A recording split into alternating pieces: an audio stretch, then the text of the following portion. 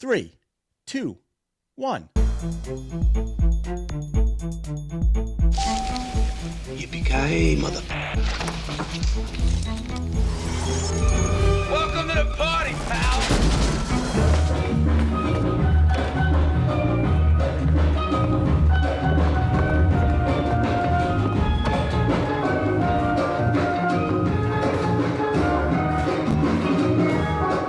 Welcome to another edition of Yippee-Ki-Yay Mother Podcast. What's going on, you mother podcasters? Oh, another new group. Hi, Yes, everybody. sir. How you doing? I'm doing great. Listen, this kind of gets back to the original roots of the way this podcast started. And the way it started, I don't know if you guys know the history, but it started with multi-generational people. I had a couple of old guys and a couple of young millennials, and we were teaching them old movies we saw, and they were showing us old movies. So this kind of gets us back into that multi-generational thing, bringing you young people on. So I'm glad to have you. We're going to talk about, and I got my beautiful wife over there as well. Say hi, Maria. Give me a little wave. Hello, thank you. Okay. So I'm getting a little echo. I don't know why, but we'll deal with that later. That is embarrassing. Okay. It's embarrassing. All right. So tonight we're going to talk about 2 Oscar nominees. One is called Zone of Interest, and the other one is called Anatomy of a Fall, because you guys suggested that we talk about these 2. I assume you guys went and saw Zone of Interest because you hadn't seen it before last time we talked. Correct. All at the movie theater. What, Emily? What? We watched it in a home theater environment, yeah. Well, how did you stream that? Was it streaming? Yeah. It literally came out yesterday. I had to buy it on Apple TV. Oh, wow. Okay. It's interesting because the sound work in this one is amazing at the movie theater. Yep. If you guys, whoever saw it there, Maria and I saw it there. All right. Yeah. So you guys, you saw it in movie theater? Yeah. All right, let's just jump in. So Zone of Interest was directed by Jonathan Glazer, British guy who directed Under the Skin and Sexy Beast was his 2 big ones. And The Anatomy of a Fall is directed by Justine Triet. I think she's a Frenchie. Interestingly, both have been nominated for an Oscar, and both star the same woman, Sandra Huller, in different parts, but same woman. Which one do you want to talk about first? I'll let you guys pick. We could start with Anatomy. Okay. Go ahead, Nick. Why don't you give us a little recap, and then we can get into it. Sure.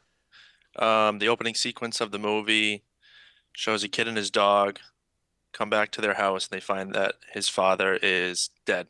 Well, that's not the opening sequence. Well, the opening sequence. The opening sequence is so important. It's so important. It really is. Maria, why don't you tell us the opening sequence? What the flirty conversation? I didn't catch the flirtiness, but yes, the flirty conversation. Yeah. So the woman's getting interviewed. An older woman's getting interviewed by almost looks like a younger woman, and it's more of a flirtatious conversation. The journalist is trying to ask serious questions, and the woman getting interviewed is responding with more playful answers. And what's going on outside? What else is going on right then and there? Well, the husband is working upstairs, and you hear all of a sudden the song starts playing very loud, which interrupts the ability for the interview to happen. Right. So she kind of cancels the interview, says, I can't do this. Yeah. And the song that's being blared is a steel drum version of what song is that? It's Yippee-Ki-Yay. Yeah.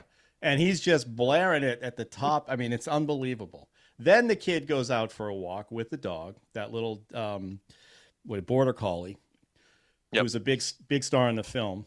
And I heard a little aside. Neon, the company who produced this, went to an Oscar press screening thing with other movies that were trying to push their Oscar nominees.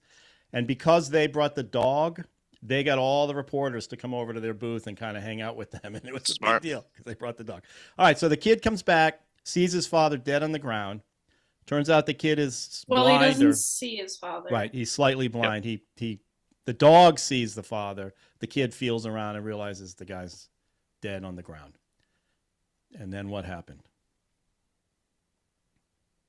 Anybody? Oh, I didn't know who was that. That was I know. directed towards. Well, anybody jump right in. This is a free flow. Free He flow. yells to his mom. His mom comes out. She calls the police, and then the movie follows the case of the father being killed or killing himself in the French legal system, which we'll get to because Yeah, it's quite crazy. interesting. Yeah. Well, okay, so she hires a friend of hers, an old friend who's a lawyer, because she realizes, and the lawyer realizes, that she's going to get accused of murdering the husband because there's no proof of anything. She was the only one in the house when he fell out of the window or got pushed or jumped. Nobody knows at this point. So she has to go through a trial in the French court system, which is insane. Just, and I believe this is reality. I mean, I think it's really what goes on in these things. So anyway, it seemed like it. Yeah, I want to say like the one thing, the first part where I really started to question her was the first time she was meeting with the lawyer, and the lawyer started working on the pasta that she was cooking. I was like, all right, man, like there's something going on between the two of them. Like that, they're way too comfortable in this situation right now where I don't like where this is going. But that's one of those ones where like I didn't quite understand what that scene was doing. But then I saw him start like straining the pasta, and I was like, oh boy, like what's up for the two of them? well, I think my read on that was they had a past relationship. Oh yeah, totally. Right. And sort of, well, I guess we're going to spoil it. I don't know. At this point, I think everybody's seen it. I'm not sure. But by the end of the do film, people click on your podcasts of movies that they haven't seen yet? I'm genuinely asking. well, the 12 people that click don't really complain too much. So I'm really not worried about that. So she gets accused. She has to go through court. She hires an old friend as a lawyer. And now the movie's about marriage and what goes on in marriages and relationships, not just marriages, and perceptions and how you can be, how simple things become a complicated issue when you're trying to solve a situation like this. And her, Sandra Huller, I just found was amazing in the part. The amount of things, incredible, right? The emotion she had to, I mean, part of her thing was she didn't really show a lot of emotion. That was what was driving the husband crazy. You know, other things kept. So in the course of this French trial, which turns out anybody at any time can ask a question. Can say whatever they want. Whoever's in the witness box can say whatever they want. You start finding little nuggets of information that pop up. The guy had a therapist complaining about the wife in therapy. The wife took portions of his book that he didn't want to write, and she became a successful writer off those books. So that's resentment that was popping up. The big thing we didn't talk about is the reason the kid was blind is while the father was in charge of the kid, he was late picking him up, and the kid ended up getting hit by a motorcycle or something, and it did something optically to his eye, and the kid was essentially blind. So the father has that hanging over him too, and the resentment from his wife blaming him about that. Now, this all comes out in the course of the trial, and you realize that the husband, who was a writer, was recording all this stuff for his books to get, you know, the feelings and the emotion that goes on with this stuff. And one of the most brutal scenes was that scene where they play that whole recording back. Yeah. And then show it. And then show the argument, and the feelings that those two were expressing was just devastating. Do you agree? I think that scene alone, like, really just did it for me with her. Yeah. Like, that's when I was like, oh shit. Yeah. I want to ask if everyone, because I went back and forth the entire movie with, did she do it? Did she not do it? Yep. And obviously, I mean, guess spoiler again, but like, you never find out, but did all of you go back and forth, or did you feel one way most of the movie, or? I was flip-flopping. Yeah. And Yeah, I went about the first. Huh. Go ahead. I went about the first, like, I think the first like 40 minutes of the trial or so, I was very on the side of she did it. And I think the last like hour or so, I kind of flipped. Yeah. Maria, what were you going to say? I was going to say, I was flip-flopping back and forth. The biggest reason was I didn't feel like her motive was strong enough. Like to me, yeah, he was irritating pain in the ass with the loud music. And yes, she's kind of a cold fish, but was that enough to really to just shove him out the window? I mean, it just seemed like a little bit much. So I was struggling with motive. So I kept leaning more towards why would she really, I kept waiting for something more to come out. Well, you got to remember, this is years of stuff that was going on. It wasn't just that one argument, right? So they brought all that to the table. I think you and I are the only married couple here, Maria. I don't think these guys have, Yeah, thanks for rubbing that one in. Yeah. But that argument was multiple marriages. Yeah. Yeah, between the two of us, you're right. You know, that was brought up last podcast too. That's so interesting. Yeah. It's a point of conflict sometimes and comedy sometimes, whatever I feel. That argument just was pure honesty as far as I was concerned. I mean, anybody, if you're in a long-term relationship, you're going to have arguments like that where resentments crop up and the same old thing you kept poking the same bear every single time. And ultimately, I think the husband was depressed and carrying all that guilt about the son getting blinded, where the wife didn't hesitate letting him feel that way either. I don't really think she was very supportive.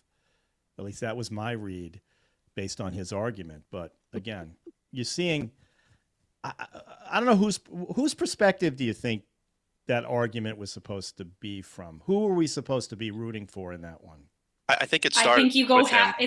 You're. I think in the first half you're definitely with him, and then It starts with when him, and she then starts the son gets brought up, and she elevates to another level, and you're locked in for whatever the 6-7 minutes that the whole thing was. But Yeah. it's like the whole movie is you kind of go back and forth, and in that argument you're going back and forth with who do I want to side with and who's in the right. Well, yeah, we're spoiling this because we just got to talk about it. But the frustrating thing for me is we never know. We don't find out. So you're asking, here's what I was expecting. I was expecting that last shot where she's hugging the dog, that they would pan over. This is what, like, somebody who's not as good as this director was and the writer, whoever came up with this, but it would pan over, right? Because he got hit in the other thing is that a big head wound. That was the big point of contention in this. And they said when he fell out, he probably hit his head on that shed that was right below, and then he lands on the ground. I was expecting they'd pan over to a closet or something, or somehow you'd see some sledgehammer or something that she might have used, right? A lesser director would have done that, where this one just left it. Mm-hmm. Everybody walks away with a different feeling. Although I'm leaning towards him jumping based on the kid's testimony, that little experiment he did with the dog with the aspirin. Crazy. That dog deserved an Oscar. Yeah. Yeah. And the conversation. That dog is so sick. I couldn't figure out why the kid was doing that, because it was, you knew she told the story about the pills and the vomit and all that when the first time she thought he tried to kill himself, or one of the times he tried.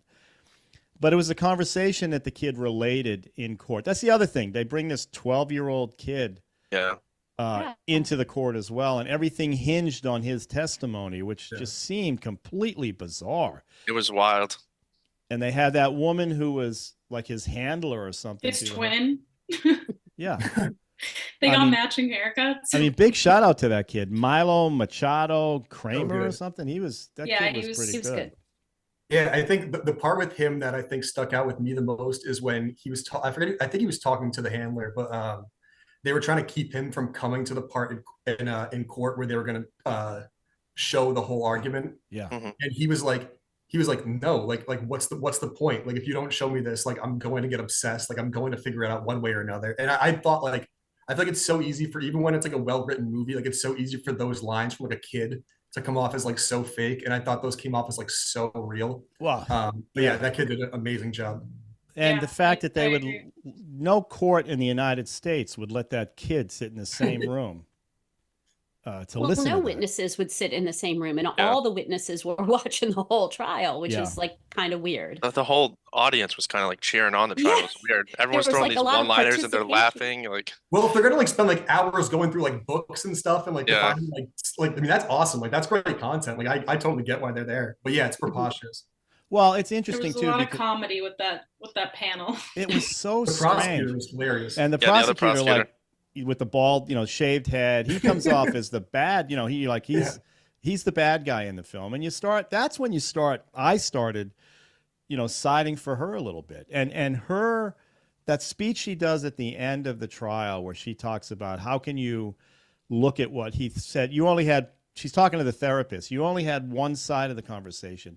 You have no idea what this guy was bringing to the other side. And I just thought that was, and her looks and her subtle acting. She didn't overact at all. She was just in the moment, speaking 3 different languages, right? Yeah. She had to speak German, French, and English. And how language was an important isolation thing that she was dealing with. The fact that she's in Switzerland is just so powerful like that. And how everybody was alone in this beautiful chalet. It's in the Swiss Alps and the French Alps.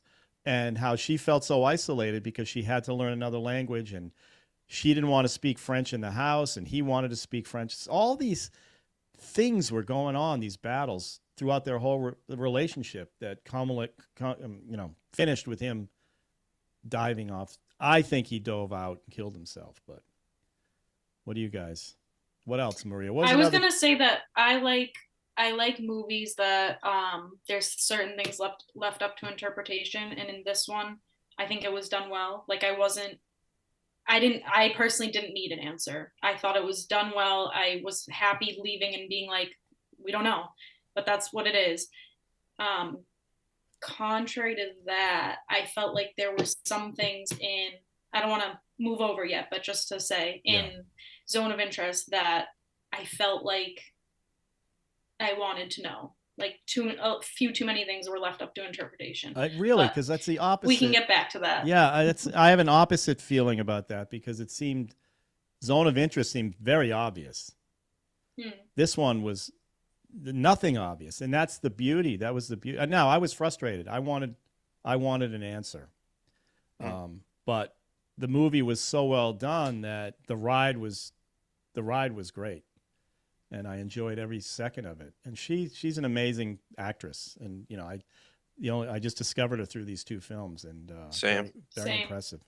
Yeah, she was unreal in both. Yeah, we were talking about it last night because I was asking.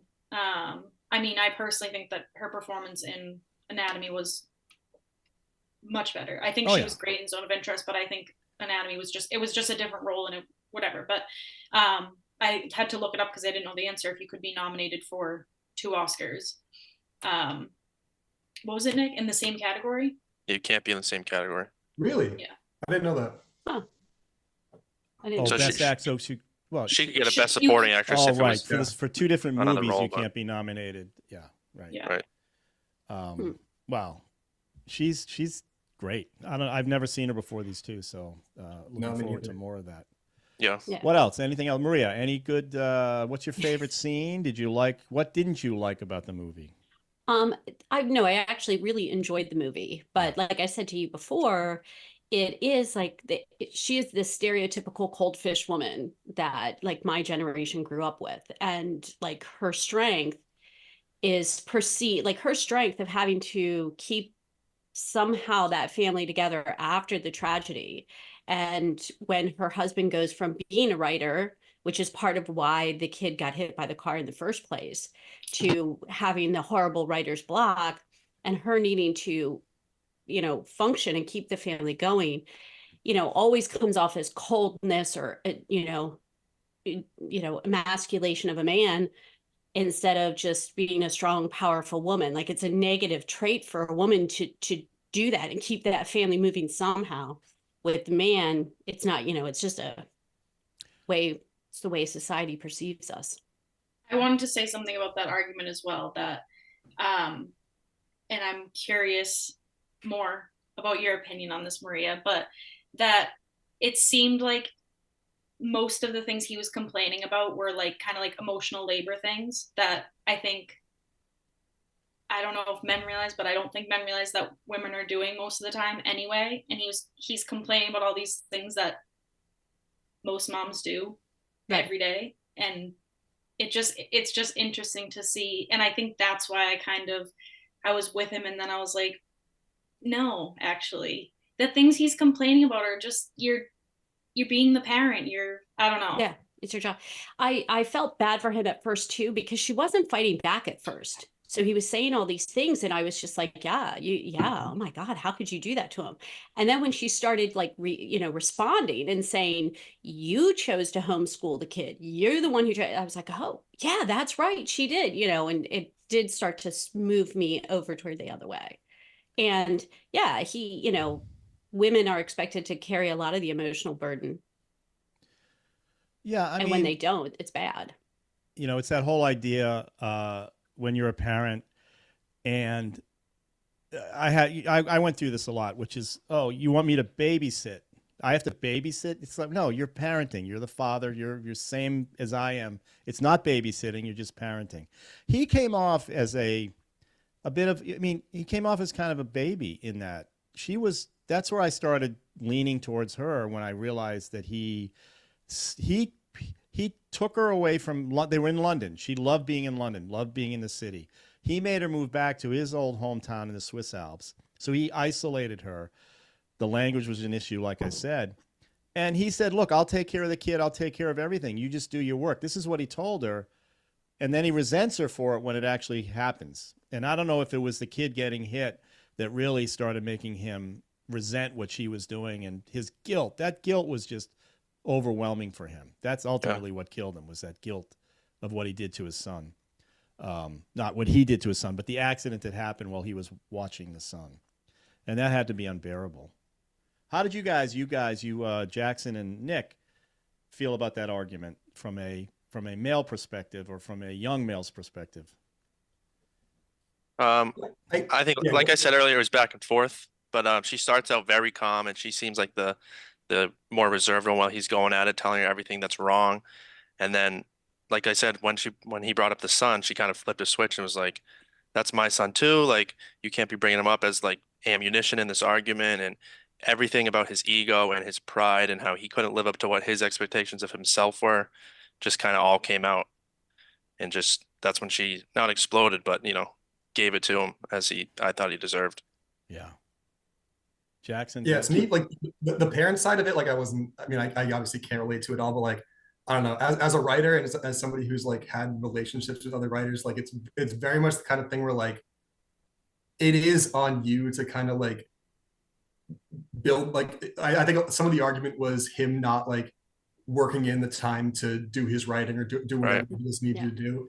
And I think like that's a tough burden to put, like Emily was saying, like it's a tough burden to like put on your wife, like like in any shape or form. Like that's really like up to you at the end of the day. Like, and obviously like when you're in a relationship, you work together to like reach those goals, but like you have to be the one kind of initiating that. And so that's where I kind of agree with everybody here that like it's tough to sympathize with him at the end of the day when it felt like a lot of his complaining kind of fell back on him not really wanting to like do all of that work, Ultimately. Well, he also, the whole theme, he was building his house or fixing the house up or something. So I just, as a guy, if I get overwhelmed by a lot of things I have to do, I do nothing.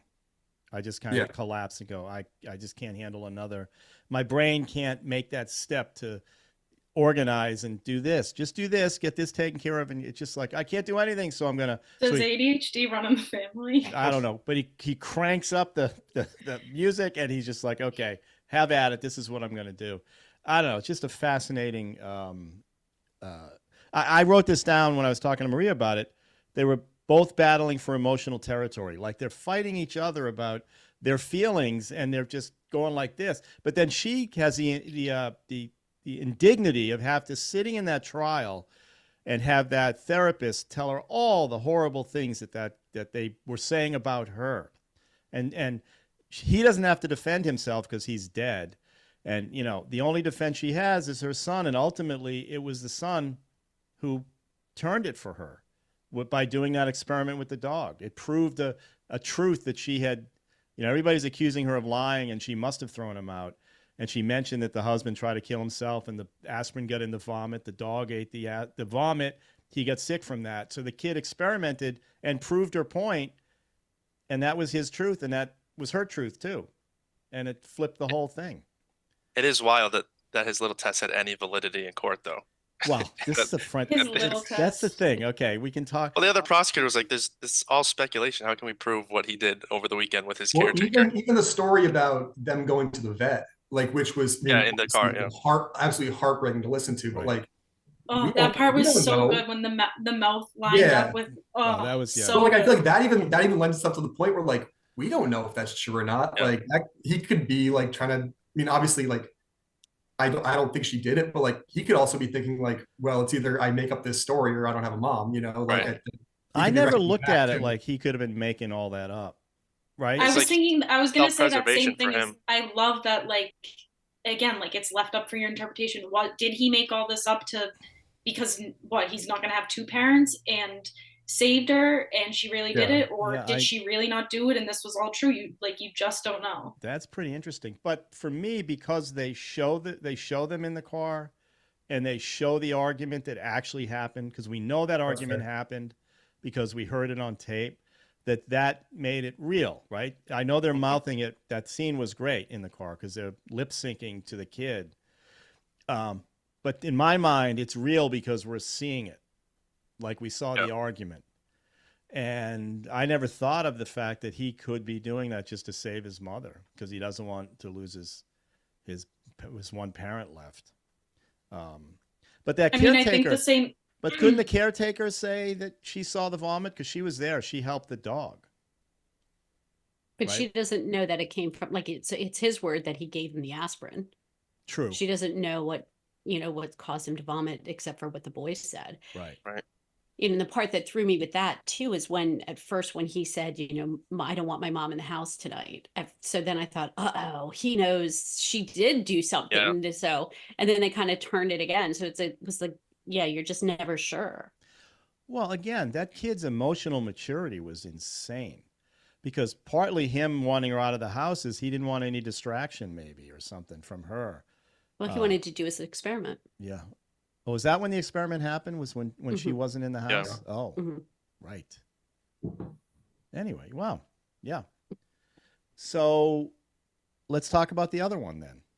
Sarah Mueller's other. Is it Mueller or Sandra. Huller? Wait, I before Sarah we either. switch over, I wanted to read my I don't know names. Go ahead. my favorite review on Letterboxd about anatomy. This should be good. It's by Io Debary, who is in The Bear, if you've seen that. Good actor. Well, the review says, well, I just saw the greatest acting performance of my life, and it's not by Sandra Huller or a child with the expletive bangs I've ever seen. It was by a dog. So I knew she was going to say the dog. I Great mean, work. did she lie? No, but come on. Sandra Huller was great. The dog did win an award, by course. the way. I found out The dog won some kind of award, right? at the Cannes Film Festival. They won the Dog Actor of the Year or something like that. That's It's a real amazing. award. I mean, he believe was you. great. He was great.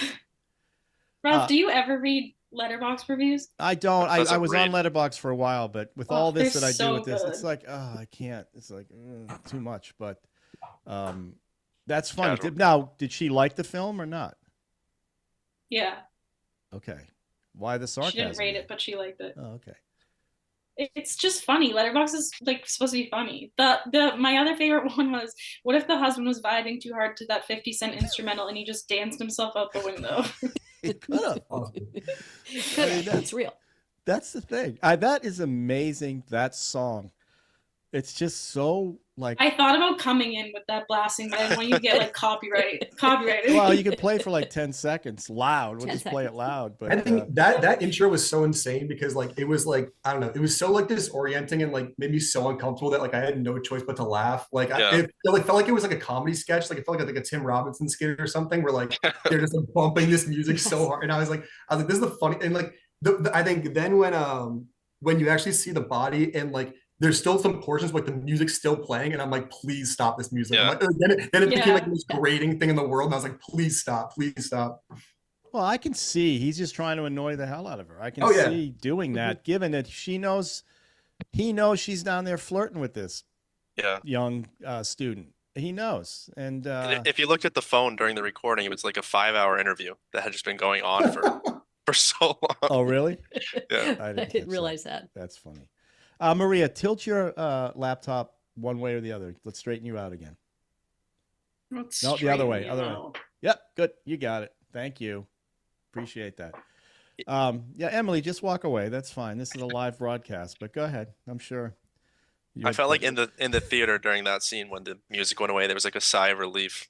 Well, I it's was like, just thank so God. like comes like you.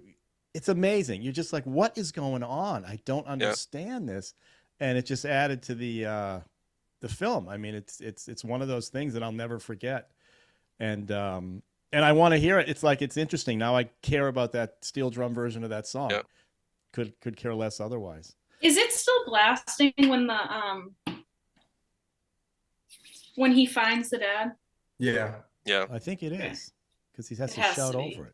Brutal. Yeah. And it's was she brutal. asleep? Where was she? And she was taking a nap, She was taking a nap because she was so she drinking said wine. was never Apparently, proven.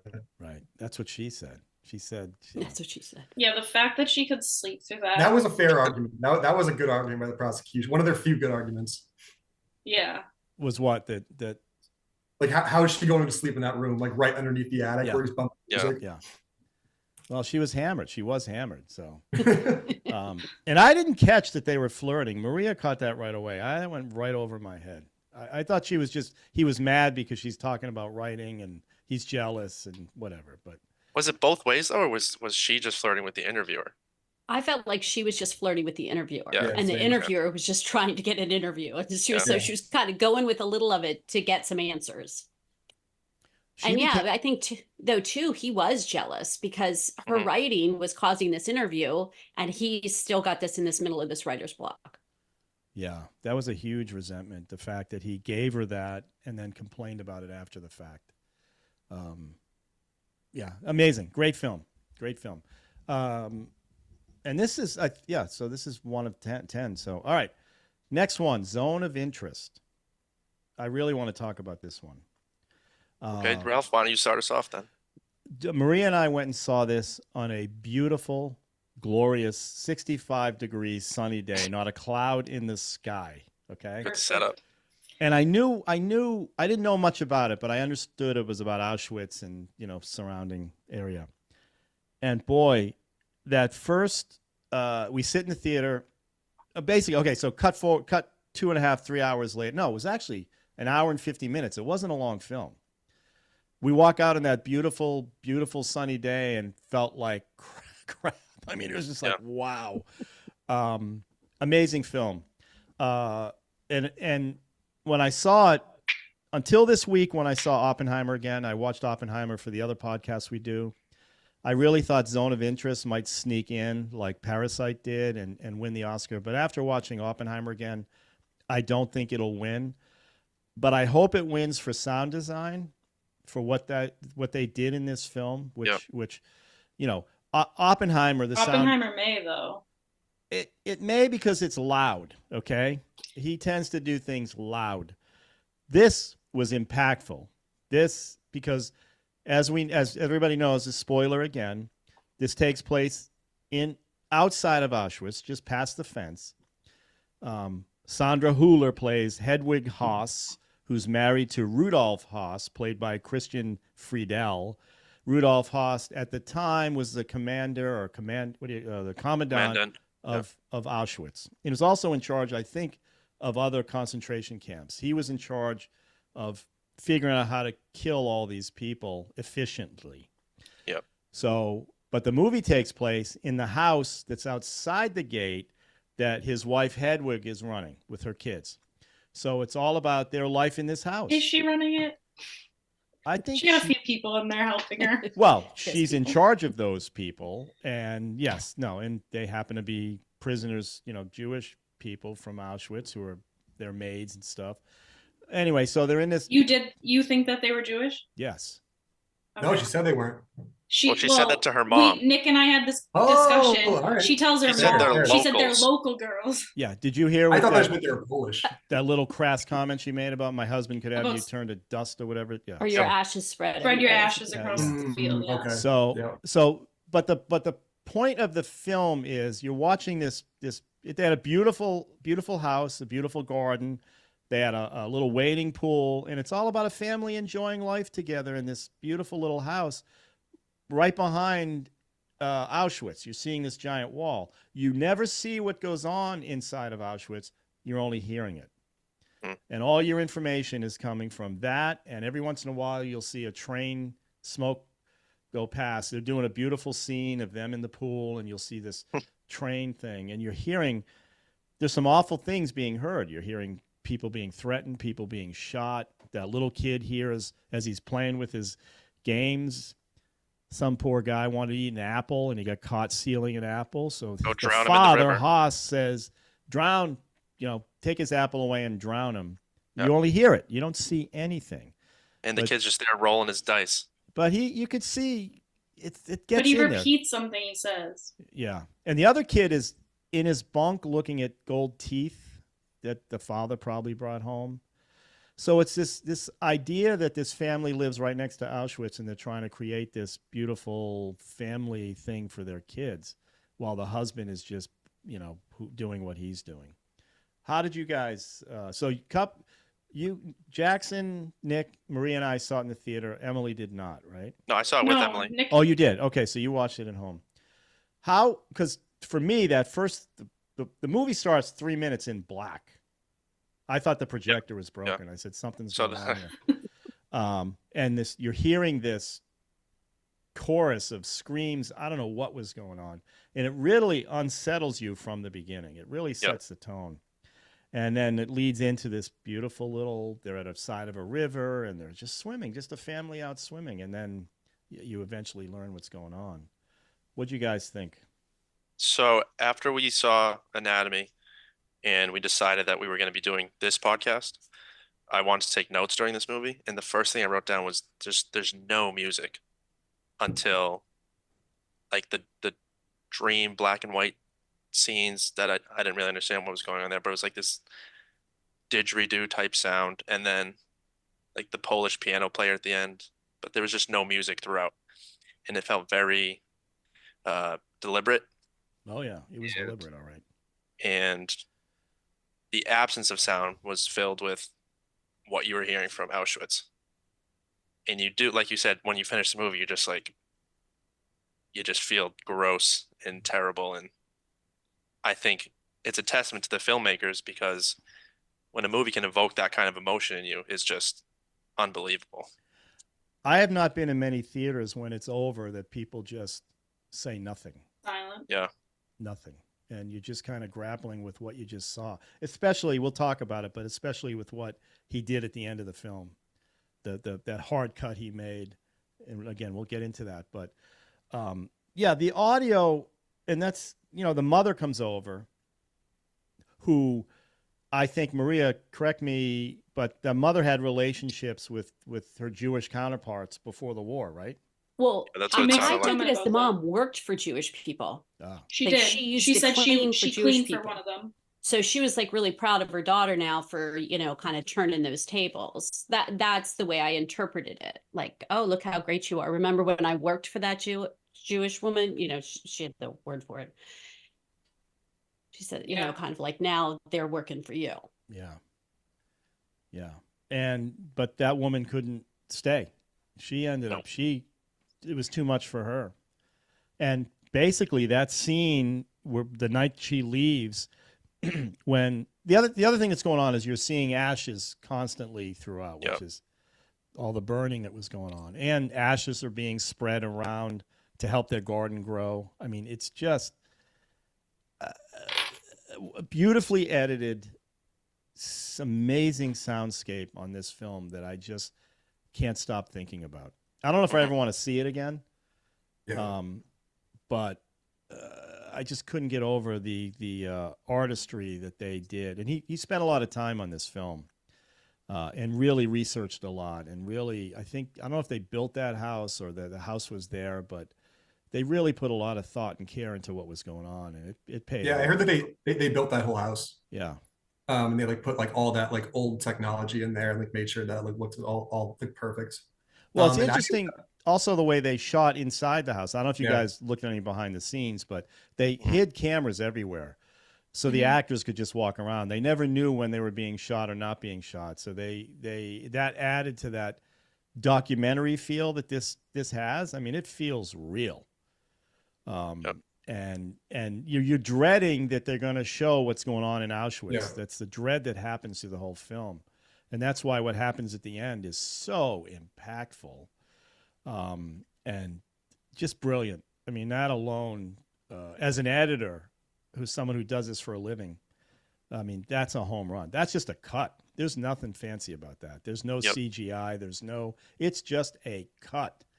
And you're like, what are we doing? What are we doing here? And you realize, and I'll explain, Haas goes to Berlin and he's at, I don't know what, he's at a party. They're having a party, a big party. And I missed this. I think I might have dropped a little bit of lid where he's looking down at all his counterparts. Oh my God, yeah.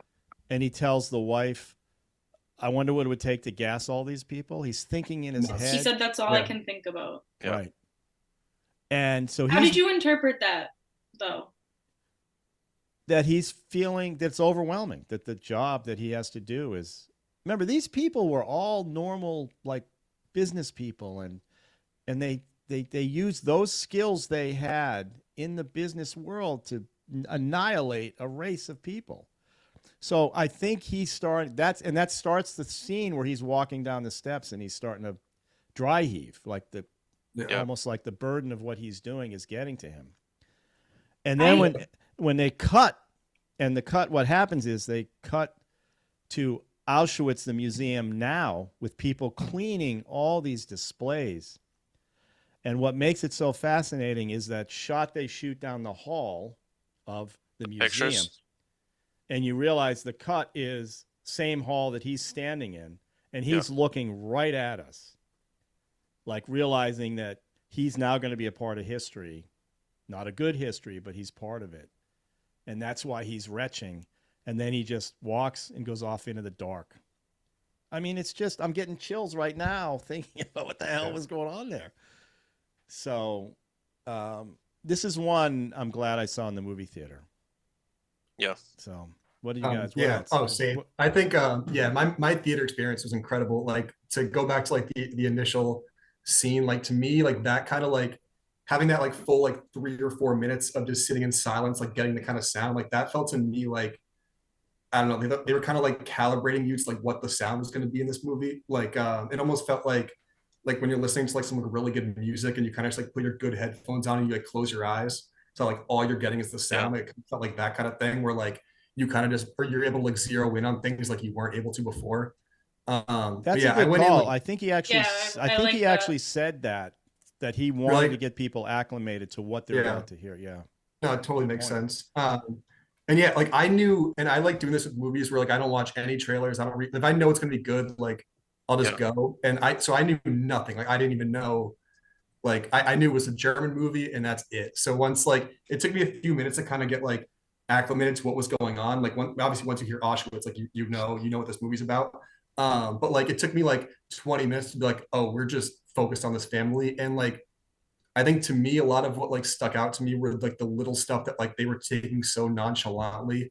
Like when the Sandra Huller's character is talking to like some of the other women and they're talking about the clothes they're taking from dresses, which was like the thing, like, and they were talking about it so casually that like it took me like a minute to like really process what they were talking about. And then like once she goes upstairs and she's like trying on the fur coat, I'm like, oh God. And so there's a lot of that kind of stuff that like really she puts the lipstick on. She reaches in that fur coat, pulls out lipstick and puts it on. And you know that fur coat, you know what's going on there.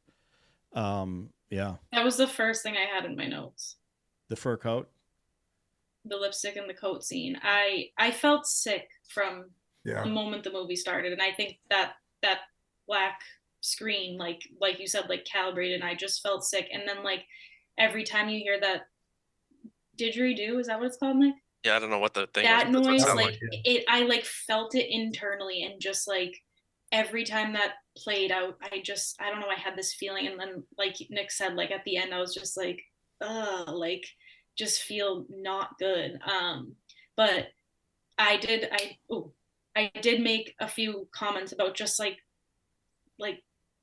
how crazy and like dystopian it is that like they're talking about how the clothes that they get from obviously like these Jewish people are too small for them, and that they need to diet. And it's just like the parallels you see. And they go out, she goes out and to show her mom the garden, and like literally right next door, these people are starving, and she has this beautiful garden and all these vegetables and that are literally being grown and like fertilized with these people's ashes. Like the blood on the boots, like that scene where he's washing the blood off the dad's boots, and they're making like it's literally all those little comments, and they're talking about like the toothpaste and how they found diamonds hidden in the toothpaste, and these people are so smart. And I'm trying to look at my other notes, but the scene when the son is looking at the teeth and the little brother is in the bunk below. We talked about this because I knew when it was happening, he's mocking some sounds that he's hearing, and we don't know specifically what the sounds were, but it's clearly a sound that he's constantly hearing, and probably around the same time. But that part was just like, I don't know. Well, that's the thing. The sound never stopped. Mm-hmm. That Auschwitz was churning around the clock. And every once in a while they would, and that's the mother, like I said, that scene where the mother finally just has it is when she goes outside and all the ashes are just pouring in and she just can't get away from it, and what her daughter's dealing with. Yeah, I mean, it's a unbelievable sensory thing that gets in there, and it really makes for I'm not going to say beautiful experience, but an impactful experience of watching that film. Yeah. And and it's all true. It's true that those people live there. I thought when I first watched it, I just assumed that the actual proximity of the house to the camp was like an artistic choice. Like, no, like that's exactly where that house was, which is absolutely insane. And she didn't want to leave. He's getting promoted, going to other cities. And she's like, nope, staying here. Yeah. And again, Maria, it gets back to I mean, you said cold, calculating mother figure. I don't know. Is that? Well, no, can you for her, compare like, these two ladies from these two yeah, films? well, there's a couple of things. First off, that got me about the movie was the brightness of it too. That's so true. like whenever they were filming the house or outside, it was just overly bright. Like just like the sound was overwhelming. For me, the color was overwhelming almost, or the lack of color. Like I was telling you, his white suit that he was wearing for a while, it was just so white. And I'm like, how's it staying so white? I mean, he's going everywhere. But the other thing I was saying is that she was very proud. She kind of embodied this other aspect of womanhood, which is like, hey, I created this whole family and this lovely house for everybody.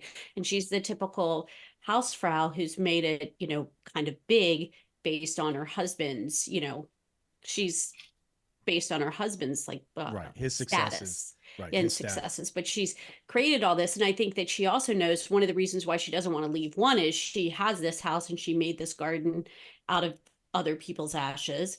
But the other thing is she knows that she's like the big fish in a little pond. And if she goes to Berlin, she doesn't fit there. She's a farmer's wife in the end. And in Berlin, like when they showed those pictures, those women were sophisticated in a very different way. And so, she was like a woman who gets her status from her man, but creates her own thing, but also had definitely a biting edge to her, because the thing she did not hesitate. Her tongue was pretty wicked. Yeah. The scenes that stick out for me with her were when she's talking to her mom about the garden, she's like, oh, we had to build the ivy to cover the wall and just to try to hide everything. And then she claims like she was the queen of Auschwitz, and her mom just kind of like gives her this kind of look. And then later when her mom's looking out the window and she sees the stack of smoke in the ashes in the sky, it's just, you can see she was done. It was too much. Yeah, it was too much for her. Yeah. But to go off of what Maria said about her snapping, when Haas tells her that he's leaving very abruptly in the middle of their party, she goes through the house and she starts going off on everyone, just as like an out of body embodiment of what she was feeling by being surprised that he was leaving. And her getting caught off guard it just was too much for her. Mm-hmm. She just kind of let it all out there. Yeah, even the scene where that breakfast scene where the mother had left, and I don't know if the person had put food for her or didn't put food for the mother. I forget. She put Put food. she put She the didn't want it. plate. Did she put the plate for the mother, or did she I take thought the it was plate for away? the husband. No, it was because think the it was mother for the never said she was mom. leaving, and that's when she snapped. That's when she, I think, gave that She line said, "Are you about, trying to spite me, right, or did you put this here to spite me?" right, like, oh, because my mother left, and you still okay, because she probably didn't know, that woman didn't know the mother had left. Yeah. And even the way they all walked around each other, the way the servants, they're not servants, they're slaves, were working around. It just, that's why the camera stuff that they did really just made this thing feel like you're looking at a ring, a doorbell Yeah. thing at somebody's life. And then she dropped that line about my husband can have your ashes spread in the backyard. It's like, holy crap. It's really wow. Yeah. There's a scene with one of the house slaves where it's his birthday and she's pouring a shot or something. Just Yeah. very slow, and she's walking very carefully around the house and just drops it. And then then everyone comes over and like congratulates him, and just the dichotomy of how they're feeling versus the Germans is just Well, wild. and he's having the affairs, right? That we didn't talk about the scene where the Jewish prisoner comes in. They're going to have sex. Yeah. And then he goes down that long, long, long hall to go wash his genitals off before he goes home. I totally forgot about that scene. That was I have to be honest, like I was confused. Like, how did we know she was Jewish? Okay, I'm assuming that they're prisoners of Auschwitz. But Nick said Nick said he looked something up and it said that she was, but I mean, they're Polish Jews. That's I just assumed that she was part of the camp, and he had her come regularly to his chamber because he was like Yeah, doing she his seemed thing, to and he was know, like, yeah. just hey, get undressed. yeah, I'll be no, right with you. it definitely seemed like a reoccurring thing, but like Right. I don't know, she was dressed in like I don't know. oh, I was confused why she had like a purse and was dressed like nicely. well, that might have been stacked outside when she comes in his room. Who knows? Right. I don't know the mechanics of that. But all the servants, they're all people that they're either doing that or they're going to die. And you had to do whatever you had to do to survive, and that's what she was doing. But it's his reaction to that and what he did after the fact that is what makes that just devastating. The fact that he's washing himself before he goes home. Yep. Yeah, just an amazing film. And for me, it's the editing. Again, I'm back to the technique of this film was stunning. And I really, again, I don't want to say I enjoyed it because I did not enjoy it. Right. It was a tough watch, but it's worth the watch. So, yeah. I think the Good scene, movies don't have to be enjoyable. no, that's true. yeah. I think the scene that made me like the sickest watching was when they were Haas and a couple of the other guys were like in his office and they were going over blueprints. The chambers, yeah. And the way they were talking about it was so like it was like it felt like a scene in like Ferrari or something where they're just like going over like the very specific mechanics, like some really cool invention, but like it's the most messed up invention. I have this in my notes like, as well. That really Because they like said they had a conversation about the loads. oh yeah, They're just like referring that, to just, like Have you guys just ever watching seen them talk about that just made me like sick. Well, it's also, companies bid to build the doors that had to be used in those things, right? So people were trying to get those jobs. They wanted the doors, they wanted them to buy their doors, right? To kill as many people as they could. Braun, name all these German companies that were complicit in what was going on. And, same thing, probably some American companies, for all we know, Sure. had some stuff over there. Isn't Volkswagen one? VW that's the people's car. Hitler, that was Hitler's big. Have you guys seen the movie Conspiracy on HBO? No. With Kenneth Branagh? You guys should watch that one. That is literally a meeting that takes place where they talk about the final solution. And it's exactly what you were just talking about, Jackson, which is it's like building an office building. These guys are just trying to figure out the most efficient way to do this. How can we get the most of this or the most of that without causing too much? And they're using Jewish labor to do all this stuff to them. I mean, the stuff that they were calculating to make it as efficient. And Conspiracy is literally people sitting around a table, and it's a frightening movie to watch because you realize how evil, but yet they didn't think they were evil. They just thought they were being efficient. It's just an amazing thing. And there's that one big scene in this film around a big conference table, which was powerful and great. And that reminded me of the movie Conspiracy as well. You guys should definitely check that one out. Especially if you're a writer and you like writing. This is all Shakespearean actors. It's just an amazing film. And it's a good companion to this one because you can kind of see the mechanics of what goes on. Yeah, and that scene was wild because they talk about the trains bringing all the prisoners in, but it started off with him out in the snow with a dog. You know, they and love he's their just dogs. he's just walking by the dog, and then it goes right into that meeting. You're like, oh my God, aren't these dogs are nice, and yet they can go murder all these people. It's just, and I think they had a dog, didn't they? Didn't they have a dog that was walking around through the whole thing all the time? That dog was kept always yelling Eating at it. food off the table. And he's taking his kids out on the boat in his little boat that they bought in the river. He seemed like a great dad. It's a great dad. These guys are great. And meanwhile, so that scene really hit me when he's out with the kids, and he's just fishing or whatever, and like a bone washes up on him, and he's like, he kind of freaks out a little bit. And I think Em and I had an advantage to watching it in the movie theater because we rewound a good amount. Oh, we really? rewatched things because the scene you talked about at the very beginning of the podcast when you said they're at the pool and you see the train smoke in the background.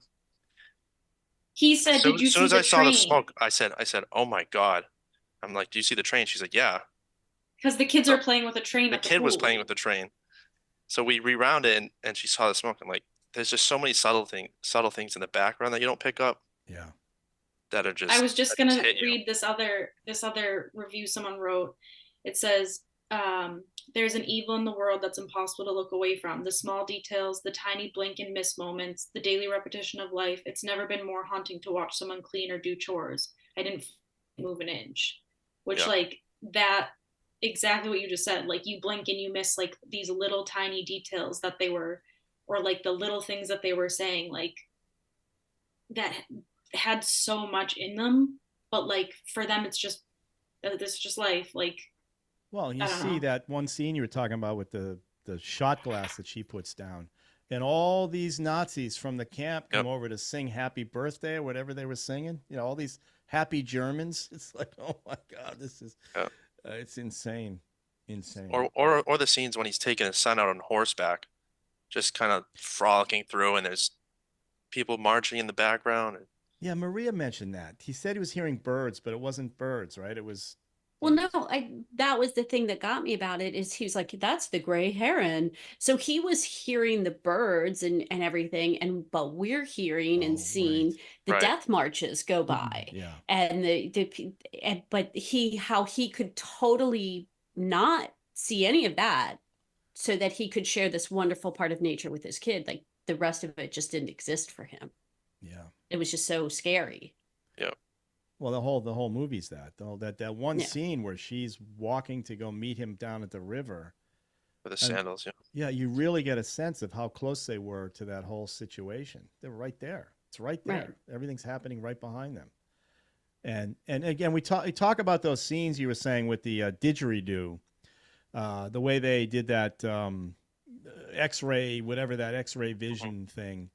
I couldn't. That's the one thing where I'm like, well, I thought she was the girl from the family, but I think that was just a town woman putting apples everywhere for everybody. I didn't understand those scenes. I have to be honest. I at first when it started, I like kind of thought something happened with the movie, and then I was like, oh, is this a dream sequence? And the first time it happens was he's reading to the two daughters, and they're falling asleep, and I was like, oh, maybe they're dreaming like about this, and then it keeps happening, and then it turns into color. It's like normal, and you see the woman like shutting the blinds and taking the laundry, and I did not understand that part. I think I know people used to put food out so that as people were trying to escape, there would be like stuff for them. So I don't know if that was what that was or. Well, she was putting apples everywhere, and Yeah. then the only thing you heard is that one time where they said Someone the guy getting had yelled the at. apple drown him because he ate Yep. the apple. But I thought it was one of his kids, and it turns out it was somebody else. But then I don't know what song the girl was playing on the piano. There's a whole piano thing too that The his lyrics. yeah, his daughter was playing. So many No, things. that So wasn't many. his daughter. That was the same girl from the X-ray. I no, I don't Because think That so. was it. it goes from X-ray and she knocks on the door. The I woman thought it was a opens the Polish door, girl. and then it's color. And then she goes, and she had picked up that little tin with the music in it That's what I during thought. the X-ray scene. You think that's the same person? Why was It she? had to be when she's putting the pears by the shovels. You Yeah, know that yeah. scene. Why was she in It's the house? it's X-ray, and she picks up the tin, Yeah. Yeah. and there's something like wrapped up in it. We didn't know what it was at first, and then you see it laying out. It's like unfolded, and she starts playing the piano, but then it's in color. She's not in their house. Oh, I That's why I completely- didn't. That's what like that's what I meant about like things being left up to your interpretation. Like I didn't understand that part, Right. and I felt like I don't know. Yeah. Maybe that was just me, but Well, No, I'm totally with you. I didn't get that either. yeah, I missed. I thought she had nothing to do with the fam. So was it in? Was she? Did she open up that music in their house or another house? I don't think she was in their house. I didn't get that vibe. Okay. No, I think it was her house or It was her. family's Yeah, house. I It's just agree. like I a don't random. know. Well, it I was may like have a to random other rewatch it. family. It's going to be on HBO Max, I think. Where'd you said you streamed it on Apple? Apple TV. Yeah. Oh, maybe I might have to stream it again to catch up on some of We had that. to buy it though. It wasn't free. Well, no, I mean, Not that. you paid the $19 or the $5 to rent. No, Oof, we bought it. you all in, huh? I mean, it would have cost more to see it at the theater. We'll have Yippee-Ki-Yay write you guys a. Nah, never Oh, mind. We won't do perfect. that. Thank No, you. No checks Thanks. written. No budget for that kind of stuff. What else, Jackson? What was your as a writer? You're a writer. Is that what you said? Yes. How did you just? What was? Just tell me what your feelings were. I thought, I mean, I've like genuinely never seen a movie that's like quite like this, where I feel like anytime there's always like I feel like there's always some sort of heavy-handedness when you're handling a subject like this, Sure. where it's like I feel like any sort of filmmaker is going to feel some sort of responsibility to like be like, hey, here's what the Holocaust is, here's why it's bad, now let's get into the story. And there's absolutely none of that, which Yeah. I think is brilliant. Like I think like I get it's not going to work for some people, but like I think was an absolutely brilliant choice because like it really strips away all of like the actual like, and we talked about like the actual filmmaking style, and I think that kind of like helps strip away so much of like the moviness of this movie, where it like lets you feel so much more without feeling like you're actually like watching a movie, you know. And I thought all Yeah. of that was Well, brilliant. that whole it's the documentary feel, whatever they Yeah. did, and the guts to cut to the present Auschwitz Yeah. in the middle of this. You know, remember you're sitting through that first 3 minutes, you don't know what's going on. You're like, something's wrong. It's like I said, is the projector working? Why am I?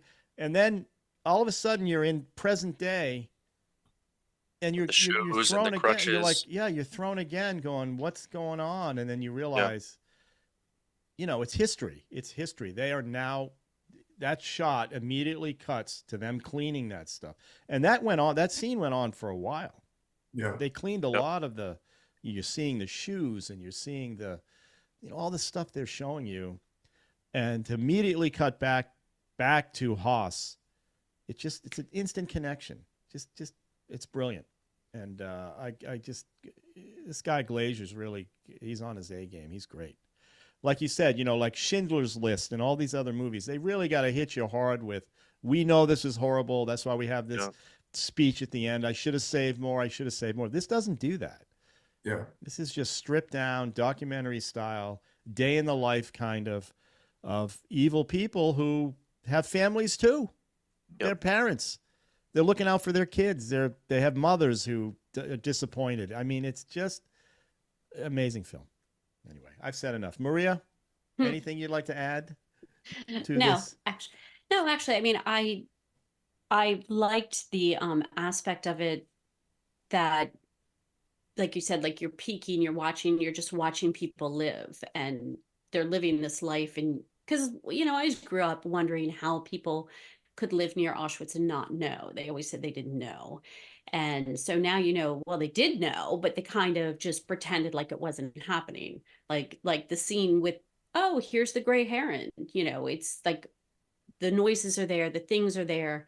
We're just going to pretend like we don't see them or hear them. So that was kind of Well, that's an interesting thing you say, because he's directly involved with what's going on in Auschwitz, the father. Right. So he is trying to hide that from his kid, and he's just trying to justify what he does. But you mentioned the people who knew what was going on. I mean, you could say the same thing about what's going on in history now. There's lots of genocides going on all over the place that we just kind of don't talk about because it doesn't affect us directly. This stuff's going on all the time. And I think this might be maybe what he's saying is, look, it's always there. You guys got to look over the wall, have the guts to look over the wall to see what's going on and stop it if you can. And, it's every day. Your neighbor, you don't know. This is, I mean, it's just, it's stunning film. It's one that I was very impacted by it. And I'm telling you, the day was gorgeous. And I knew I was in trouble. Yep. Right? Remember me? I said, I don't know. This seems like I wish it were raining and crappy right now, because I just don't think it's going to work. And boy, I loved it. So, can I add something? Of course. I thought there was symbolism. I remember when it was happening, I was like, this has something. I don't know what it is, but the baby was always crying, and the dog always seemed anxious. And I feel like that's telling in the sense that, like, you see the kids and you see that, like, one of them's looking at teeth and doesn't think anything of it. One of them's mocking the sounds of, I don't know, people being gassed and isn't thinking anything of it. The other one's playing with his toys and repeating what he's hearing. Right outside these his things window. being said to the people, and Mhm. and the baby is always crying and the dog is always anxious, and these are two characters that can't speak, and they can't, And they don't know anything. I feel like it, Right. yeah, it's Fundamentally like, Well, can't know. imagine what the They just know dog, the feeling that they have. imagine what the dog was smelling. If Right. you really want to get down to it, the dog had to, there's stuff going on there that he must have, because you're right, that dog was through the whole film just bouncing around, anxious as hell. yeah. I kept Constantly waiting scolded for, in the garden. what's that? The dog kept being scolded in the garden, especially when her mother was around. She kept yelling at the dog. Right. But I was waiting for that typical, like when you mentioned the girl carrying the shot glass, that she was going to spill it or Yeah. drop it in front of somebody and get yanked out of there. See, that's what I was waiting for. Yeah, they built that up in you. They just to didn't be- do that. What they did is they had her say the line, the threat is always there, that my husband can burn your ashes on a hill tomorrow. You'll be gone like that. That was impactful. That said everything. And it's again, I'm back to the brilliance of the director and everybody that he worked with, including the sound designer and the actors. They did an amazing job. So I highly, highly recommend everybody watch this film at least once. Based on what you were saying, Emily, and some of the things I might have missed, I think I'm going to want to watch it again to pick up some of that, because I think it's important. And it's I don't think it'll win the Oscar, unfortunately, because I think Oppenheimer's going to just barrel in and take a lot of them. I hope it doesn't take the sound away from this one. I think it's deserved, but we'll see. Mhm. Anything else you want to add, anybody? Any threads between these two films that you find fascinating other than the actress, or did you mind watching it with subtitles?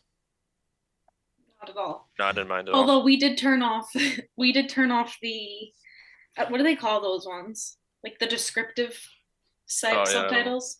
Or the ones that say music playing now. Jaunty Yeah, music. yeah. Yes. Indistinct those chatter. Yeah, interesting chat. Oh, you can shut those off? Yeah, Oh. we did. I just thought of something. Well, I thought of it earlier when we were talking about, because I was unsure about all the house workers, the caretakers, and the maids and whatever. And I think I asked when we were watching it. I asked Nick. I was like, "Are they Jewish?" And he was like, "I don't know." And then she makes a comment to her mom saying that they're local girls, but now knowing that they were Jewish, most likely, there was a scene when someone brings in a wheelbarrow of like stuff from Auschwitz, and the mom puts it on the table and says like, take your pick to the girls or something, and they all kind of just like are like, She says only one. Only one, yeah. kind of like they just look like, what the hell?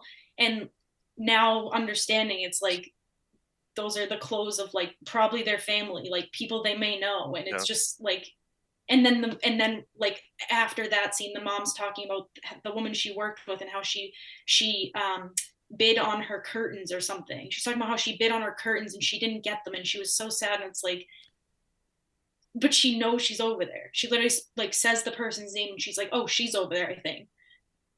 It's just like, I don't know. But put yourself, even that one simple scene where the guy is bringing wood into the greenhouse, and he shares a cigarette with Hedwig, with the mother, and the position these people are in, you know, they despise those people they're working for, and they can't do anything about it. They're completely, it's just disgusting. And a simple act of sharing a cigarette becomes survival. It's survival for that guy. Because one mistake and you're gone like nothing. One guy eats an apple, they're going to drown him in front of everybody. Again, you don't see any of it, which makes it even, you're seeing it through the lens of that kid. And you're like, you're feeling sympathy for the kid, but then you realize you're right, they're mimicking, and they're just going to turn into their father and their mother. Yeah. Anyway.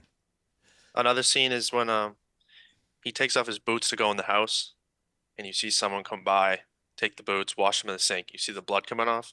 Mm-hmm. And then a little bit later, I don't know if it was during the party or what, but his son's out there with a girl, like kissing her by the sink that he just washed the blood in. It was just... Yeah. Well, it's all around them. That's the thing. Yeah. It's all around them, and they're just having a regular life. They're in the backyard having a party, teenage kids kissing his teenage girlfriend. They're going in the slide into the pool. It's brilliant. Brilliant. I got our answer about the X-ray scenes. Okay. What are they? So he said, I'll sum it up, but essentially that girl lived in that house. It says she lived in the house we shot in. It was her bike we used, and the dress the actor wears was her dress. Sadly, she died a few weeks after we spoke. This is a great historical account, but why did they add it? And he basically says that he kept going back and forth with the producers saying like, I can't make this movie. It's too dark. It's too dark. Like, I can't do this. It's just too much. So he put that in to show like resistance and some little piece of like, there was good happening, even though these people are pure evil and they're living next to this while all of this is happening. But there was still like people that were resisting and leaving food out for people in Auschwitz. And yes, that's it. So there was some huge symbolism there, and it did start when the dad's reading the stories about who is it putting her in the oven? Hansel and Gretel. Yes, it was Hansel and Gretel. Holy shit! I didn't even think of that. Oh my god! The amount of times I went, like, man. Yeah, he reads the line about them putting the witch in the oven because she deserved it, and they come out and celebrate. They come out and party. Oh wow! And eat the candy. It deserves an Oscar. This one is. I mean, it wouldn't upset me if this upset Oppenheimer. I'll be honest. I don't think it will, but it wouldn't upset me if it did. But I thought it was good. I don't think it was better than Anatomy of a Fall. I was going to say, you think this over Anatomy? Yes. Just from the sheer technique and what he was doing, the audio alone, the wall of sound alone. Yeah. I've never had a movie do that to me, to set me up like that. I'm sure they have, but not. There was something. No. Sitting in the dark like that, feeling helpless. Like, what's going? Why am I sitting here? We're waiting. It was a helpless feeling. It was weird, and it did set up for the rest of the film. It's brilliant. I keep saying brilliant. I'm sorry, but I really. No, it is. It is. The more I talk about it, the more I just love this film. Going back to the beginning too, when they have the darkness and silence. Like, Em and I were watching. We were kind of talking through it, and then we were just sitting in silence, kind of waiting. Yeah, well, just getting into it. remember in the movie theater we can't look at our phones. You're doing none of that, so Right. you're, mm, You're there. yeah. So Yeah, Did for us, it anyone was see like, after? Oh, sorry. Go ahead, Jackson. no, I remember like in my theater, like the first minute we were all silent, and then like you kind of start hearing people kind of like murmuring, like, what the hell's going on? And then like the last minute, it was back to full silence, and it was like everyone was locked in. yeah, and he did that he did a red screen in the middle of it. There's like a red After the screen, flowers, yeah. that happens. It sets up the last part of the film. So he was really, I mean, he was really manipulating us, and happily so. I mean, I fully let me have it. You did a great job, and now I want to rewatch it to get. This is what I'm finding out is I love my second watches of films. Like I told you about Saltburn, I didn't like it at first. Second time, I absolutely loved that film, and Oppenheimer was the same way because I saw that in the movie theater, inundated by what was going on, wanted to see it in the Yep. big thing, but saw it at home for my screening for the show, and absolutely loved it the second time because I wasn't, the audio wasn't as bad, it wasn't as impactful, and I was able to just concentrate on what was going on acting wise and what was actually happening in the film, and was able to keep up with all the time jumps he was doing, and absolutely loved it. And I think this one I'm going to have the same reaction. I'm going to pick up things that I didn't pick up before because now I'm in tune to what's going on in the film, and I think that's a nice experience to be able to watch it a second time and pick up more things based on what you guys are helping me figure out too. I mean, there's stuff that I completely missed, went right over my head. So I appreciate Plus, that. sometimes I just miss with subtitled films Yeah. because I'm so intent on reading, I miss the visual, or I'm watching and then I miss the dialogue. Yeah, so, that's a little tricky sometimes. so it does help to see it a second time. Yeah. So cozy up to the fireplace, nice, beautiful. No, I don't know. I want a nice stormy. Get some storm. All right. You guys think this has any chance of an Oscar? Best Picture? I don't think so. I don't know, Past but lives I should win don't it. know if I can speak on it because I haven't seen. I've only seen. I need to watch 4 more movies. Yeah, I just saw Holdovers last night. I haven't What'd you seen. think? I loved it. It I doesn't loved deserve it. the Oscar, but I loved it. It No. was great. I agree, but I liked it a lot. The aesthetic of it, of course, was that 1970s rated R thing they do at the front. Even the deluxe stuff is just all right. Between these two, which is your favorite out of these two? If you had to pick one, which would it be? I liked Anatomy more. Anatomy. Anatomy. Jackson. I think I'd lean. I'm very torn because I totally agree with you. Like what this movie was doing from like an artistic scale, like standpoint, was just next level. I think visually, for sure, would be the Zone of Interest. But I'm I extremely think the torn. acting in Anatomy Yeah. was. It was just more of it. Like the Zone of Interest was a lot of, like you said, like not silence because you were hearing other stuff, but it wasn't hugely acted. Yeah. It was Remember, a lot these of, are very stoic people too. I mean, Germans are very efficient. Trains run on time. Very stoic. I don't think. Yeah. I think the mother was the only one that had any kind of reaction to what was going on. Forget the people they had working for them, but the mother was. Yeah, I think I'm gonna lean Anatomy of a Fall, but it's very close. They're both, Wow. incredible. Maria, what I about did you? too. I like Anatomy of the Fall because it was like it was gut wrenching. That fight was just so like real. It was. There's no I guess question. I could put myself more in that one, and I was more of a voyeur in the other. So, based on that, I liked the other one better. But they both are beautiful. Yeah. Again, for me, it's Zone of Interest just from a technical standpoint and what he was doing and how I felt after. But you're right, Anatomy of a Fall. And I was very impressed by her. Yeah. Her acting in the courtroom scene, the subtle things she did, and the flip between the 3 languages. And I love that idea that, she stops and goes, I want to do this in English because I'll be able to describe things better. The words aren't working in German. Then they do that weird zoom to the translator. Yeah, that was like the only thing that took me out of that movie, and I was like, "Is this The Office? Why did they just zoom in on her?" But that French, it seems And she starts so whispering. fake. The whole thing seemed fake. It's like this can't be real, but I think it is. I think it might be. All right, well, there we go. Listen, I appreciate this. I miss the perspective from younger people. I hate to be that old guy that does that, but I do. And I got 4 other old guys on the show that we do, and every once in a while I need to infuse with some of this. So we should do more of these if you guys are up to it. So, Well, I am on a mission to watch all of the Best Picture nominations before the Oscars.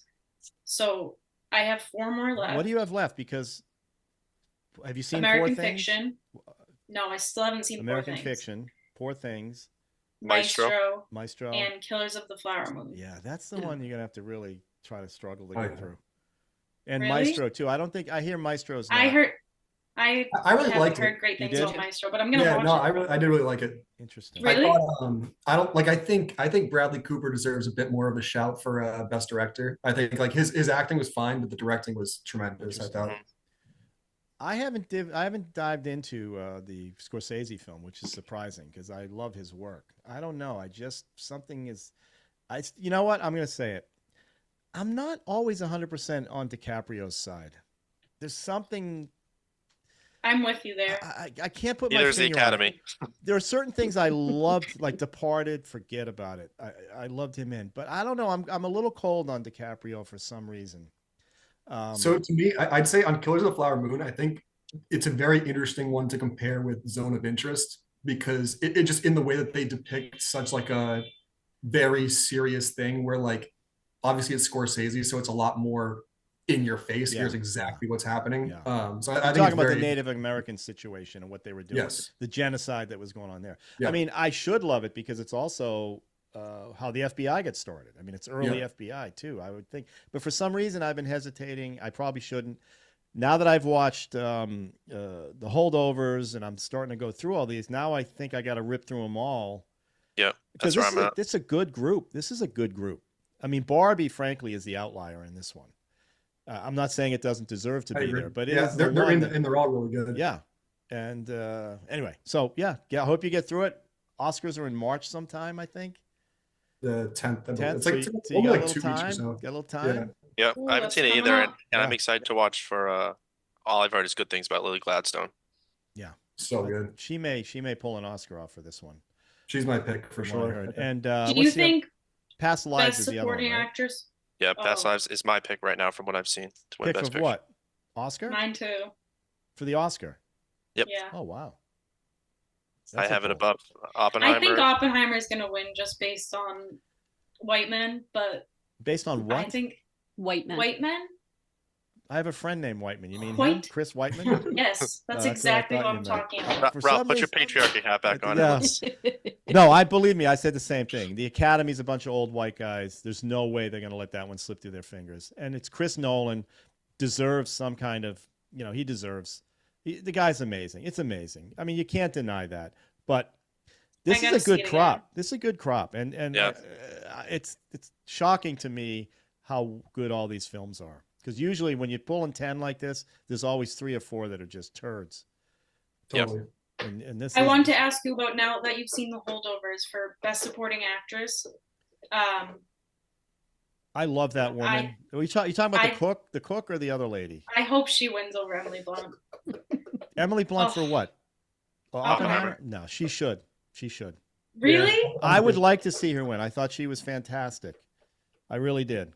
And the other one is more showy role because it's in the Oppenheimer film, but the subtlety that woman was pulling off in that film. And, Oh, I thought you were saying Emily Blunt Wait. deserved it. no, I'm saying that. That's what I thought you were no, saying no, too. No, Oh, the cook. I don't know her yeah. name. I She's thought got she won. She won at the She BAFTAs did? or whatever they're called. Did she? Yeah. well And her deserved. speech was so good, and she's just talking about how good of a person Paul Giamatti is, and it was so good. But I also like the other lady that played the woman who had the Christmas party. That lady. Oh, okay. Her friend. Now she's in one of my Oh, favorite yeah. Bruce Willis films called Mercury Rising, which is a horrible, great film, and that was one of her early films. And I love seeing her again. But she's all over the TV now. I think the TV. Listen to me. The TV. TV. All over the TV. All right, guys, we got to go. We're getting late. This is awesome. I really appreciate it. This is great. I'll try to get this out. Hit all your friends up. Let's get some of these subscriptions up. You know what I'm saying? Absolutely. Nick didn't tell us about this until like 2 weeks ago. Oh, Like, come on. he You showed got to us- cross this That's over my the first 3,000. appearance. This is, what do you mean your Oh, first fair enough. appearance? No, a few weeks ago. Yeah. Yeah, he sent us the Barbie one. That was the first. That was the first one I listened to. I got to plug the Wormy Awards now. Hell yeah, The much Warby appreciated. Awards. What is that? That's Jackson's award show. Or Oh yeah, I do a little film award show every year. Oh, you do? On my website. Yeah, it's just I type it out. It's like fun stuff. I usually like to like award like characters in movies more so than actors. PIMP is up for Song of the Year.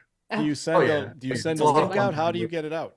Yeah, I'll send It's it a to you. website. I just right? tweet it out. Yeah, Oh, I'll send it to you we'll guys. put it on the description in this thing if you Oh, yeah. don't I mind. appreciate it. I appreciate you guys having me on. This was a ton of No, fun. this is awesome. I love the poster back there too, by the way. Oh yeah. Yeah. So. good job. I just wanted to make one thing clear real quick. Nick and I, our brother and sister, we're not the kids of anyone on this podcast. Yeah, someone was asking. One of our Indian thought you might be John's kids. Yeah. Not that. That we could convince him I mean, to that watch could Friday. happen. Not you guys in particular, but Right. so. All right, Maria. Thank you very much. Jackson, You're Emily, Nick. I really appreciate it. Thanks for joining the show. Thanks for and, having us. Thank you. Let's do this again sometime. Okay. You got it. All right, guys. Absolutely. Thanks.